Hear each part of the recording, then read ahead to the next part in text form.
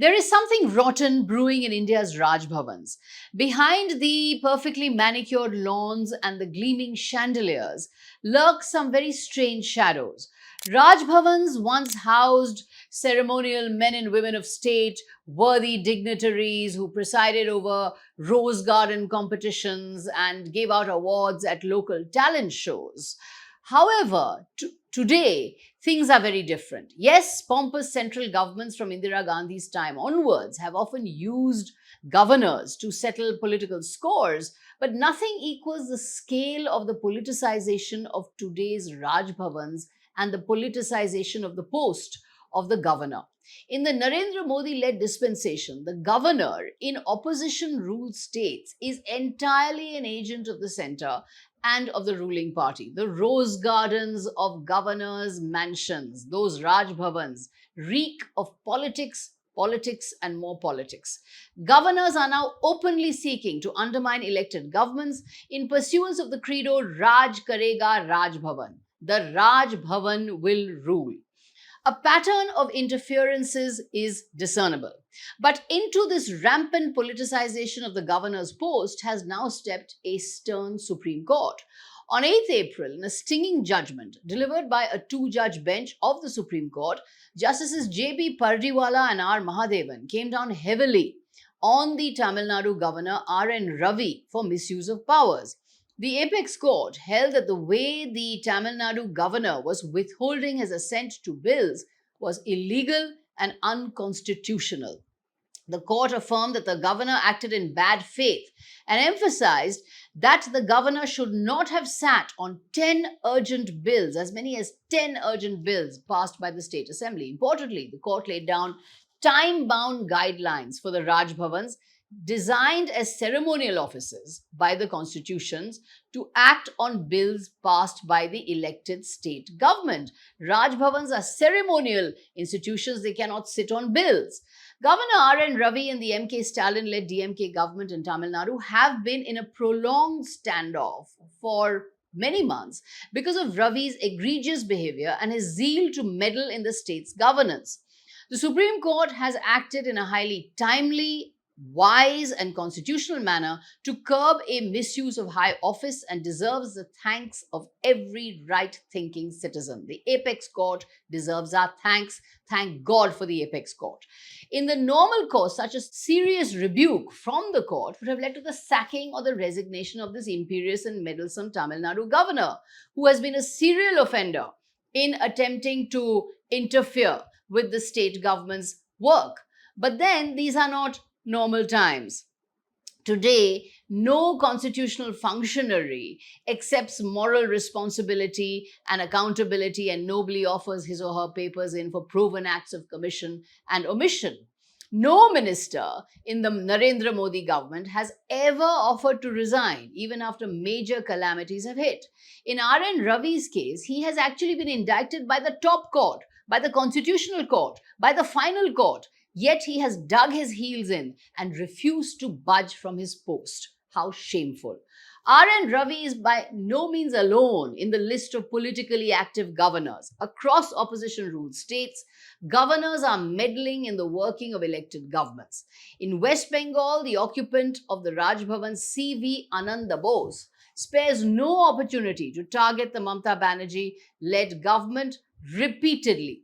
Bose has a penchant for undertaking so-called field trips. He goes on field trips and compiling field reports with a single-minded partisan agenda to attack the elected government. Recently, after unrest in Murshidabad, Bose, against the chief minister's advice, made it a point to visit violence-hit areas in Murshidabad where calm has returned. He divested himself of some colorful vocabulary about the events there, even though total calm now prevails in Murshidabad. In 2023, Bose had similarly made a busybodying, meddling visit to Cooch Behar district, which had witnessed violence ahead of Panchayat polls. There was no reason for Bose to go, but he still went in order to create a partisan agenda. The same pattern of intense gubernatorial interference prevails also in Kerala. So zealous was former Kerala Governor Arif Muhammad Khan in opposing the left front ruled government.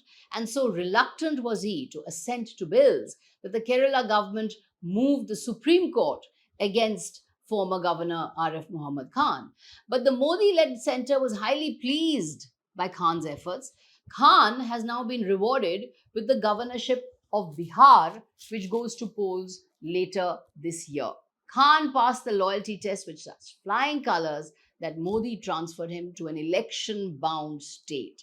What greater example could there be of a totally politicized governor? The former Telangana governor, Tamilisai Soundararajan, was regularly on a collision course with the state government, which too approached the Supreme Court against her refusal to assent to bills. So the Telangana governor also was politicized. In Maharashtra, former Governor B.S. Koshyari was upbraided by the Supreme Court because of the way he virtually participated in the toppling of the opposition Mahavikas Aghadi government in 2022. The Supreme Court, in its order at that time, said that the governor of Maharashtra did not act in accordance with the law, that his actions were illegal. Such illegal actions by governors wreak havoc with the constitutional parameters within which they are supposed to function, wreak havoc with the constitution. Mention may also be made here of the Delhi Lieutenant Governor V.K. Saxena. He is a virtual raging bull against the Aam Aadmi Party, constantly at loggerheads with the Aam Aadmi Party, did not leave a stone unturned in blocking the Arvind Kejriwal government, but now has lapsed into meek passivity now that the BJP has taken over the reins of Delhi. Not a squeak now from the Delhi LG. In this situation of governors actively stymieing the daily governance functions of opposition ruled states, the Supreme Court's 8th April judgment is highly salutary. Thank God for the Supreme Court. This judgment was urgently needed that the courts step in and ensure that governors are reminded of the limits of their powers. But strangely enough, the ruling BJP establishment, instead of cooperating with the court and acting on the wisdom of the court, has chosen to go the other way, turn belligerent, and yell about judicial overreach.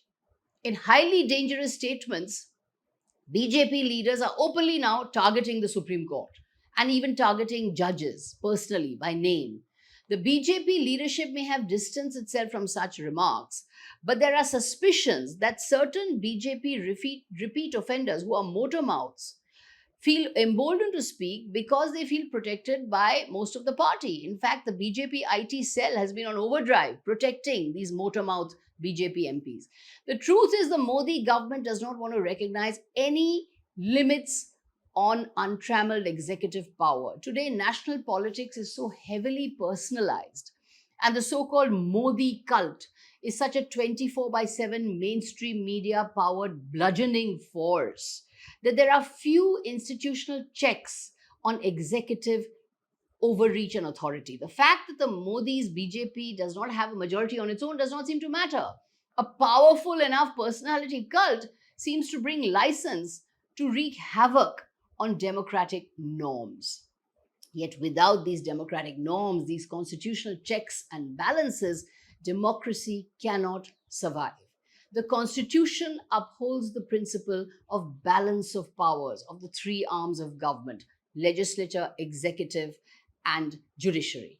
And there are checks on each of these organs. But the BJP under Modi wants to upset this constitutional balance and seek absolute power and become an autocracy.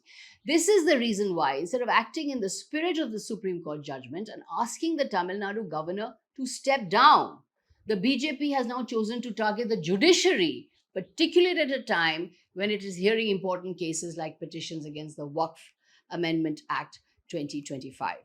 The BJP is accustomed to justifying its actions by always harking back to the rule of Indira Gandhi. At that time, the then Andhra Pradesh governor Ram Lal in 1984 dismissed the Telugu Desam government of N.T. Rama Rao. BJP keeps harking to this. But this is falling into the trap of whataboutery and simply repeating the sins of the past. The BJP keeps castigating the Congress, always finding fault with the Congress, yet it is in the strange habit of blindly imitating the Congress of the 1970s and 80s and taking the Congress's mistakes to brazenly maximalist heights. They keep criticizing the Congress, but keep imitating the Congress.